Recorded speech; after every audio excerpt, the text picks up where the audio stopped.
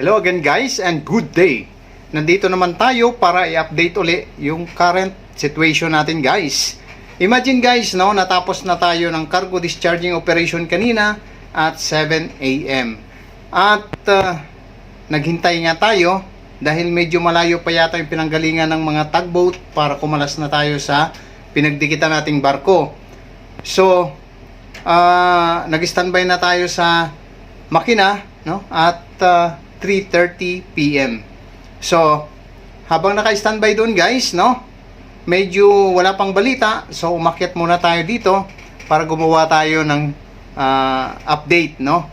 At around 6 PM, no, nag-abiso na guys na dumating na nga yung tugboat. So, dali-dali naman tayong bababa. So, let's go guys at ipapakita ko sa inyo guys, no, kung paano, no, ang sistema o kung paano yung diskarte ng pagkalas, no, ng barko, no, during STS operation.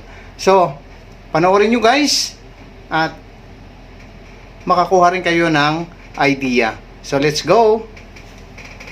Sinilip na nga natin guys, no, yung tugboat, no. At yan, pinapakita natin guys kung ano yung trabaho ng tugboat. So, nakakatulong yan guys, no, para hatakin yung barko, no. Alalay yan sila for safety, no. Ayan, so hahatakin nila yan guys, no, pabuka. At sinilip din natin sa kabila. Ayan guys, no, nakadikit pa.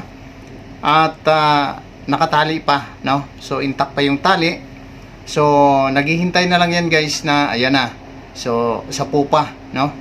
Ayan guys, yung sa pupa, oh, nag-release na sila ng tali, oh, dahan-dahan, no. So, sa upside muna at sisilipin din natin yung sa forward side. Ayan guys, no. Oh, ayan guys, no, nag-release na sila ng tali sa pupa, no. Pupa, that is upside. Nag-release na sila. Ayun, totally ni-release na nila lahat guys yung spring line natin guys sa pupa, no. Pupa is salitang ano yan guys, no, Spanish.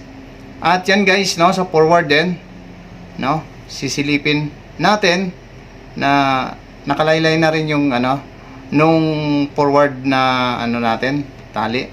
So, binabalik-balik lang natin guys, no, para silipin yung sa aft at saka sa forward. Ayan. Ayan guys, no. So, ayan na yung mga deck personnel natin, no. At i-release na rin nila yung spring line. Ayan guys, nire-release na nila yung spring line yan. At pag na-release na yan guys, no, hahatakin naman ng tugboat yan para bumuka. Ayan guys, no, unti-unti nang hinahatak yan ng tugboat sa kabila. Kaya medyo bumuka na guys, no, yung barko natin. So, hinahatak nila ng sabayan. Ayan guys, no. Dahan-dahan din syempre para kailangan maingat, no, para makaiwas sa aksidente, makaiwas sa disgrasya, makaiwas sa damage. Ayan, biro mo yan pagka nagkaroon ng impact yung dalawang malalaking barko na yan. So, mini-make sure din na hindi magkaroon ng mga ganong sitwasyon guys, no. Ayan, so mahirap na kasi malaking damage yan. So, ayan ang isa sa mga protection guys, no, yung mga fenders, no, rubber fenders. So, both side merong fenders, maraming fenders guys yung dinikita natin. At syempre yung barko rin natin meron din na protection, no, para sigurado, no, kasi pag angat natin yan, ayan, so at least nakatukod din yung gilid ng barko natin. Ayan guys, no, unti-unti nang bumubuka, no. Hahatakin ng tugboat yan guys, no, for safety. At bago tayo umabante, no. So, ayan guys, no, pinapakita ko guys kung paano hinahatak ng tugboat, no. Ayan, itong isang tugboat guys, no, nire-release na kasi malaki na yung buka, no. At yun guys, kung makikita nyo yung hatak-hatak na nasa forward, no, ng tugboat, ganun ang purpose ng tugboat guys. Ayan. So ito, alalay na lang ito guys, no? Medyo tinutukod din niya para hindi rin masyadong bumuka yung sa pupa. Kasi habang hinahatak doon sa forward. Ayan, so tapos na ang mission ng isang tugboat, kaya umalis na. Umaalalay na lang guys yung isang tugboat doon. At yan na nga guys, no? Kung makikita nyo, sinilip natin sa kabila, so malaki na. Ayan, malayo na guys yung dinikita natin. Actually guys, no, ang laki ng barko na yan. 160,064,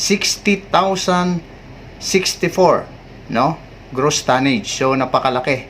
So ayan na guys, no? Libre na yung barko natin. Libreng-libre, no? Samantalang yung kabila, ayun, no, naka-steady lang sila. Naka-anchor, no? Naka-anchor pa nga. So ayun guys, yung barko na pinagdikitan natin, ang mga personnel doon guys, no, is pure Chinese, no? At tayo naman pure Filipino tayo, no? Full crew Filipino tayo guys on board.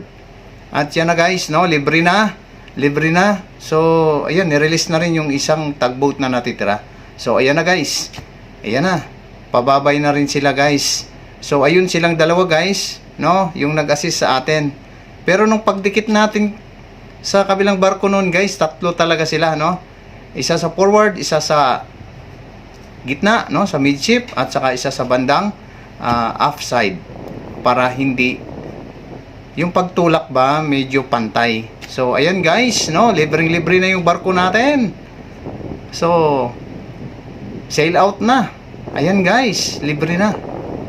So syempre doon kumikita yung barko natin, no? At syempre yung owners. So that's it for today guys. At libre na tayo. Bye bye.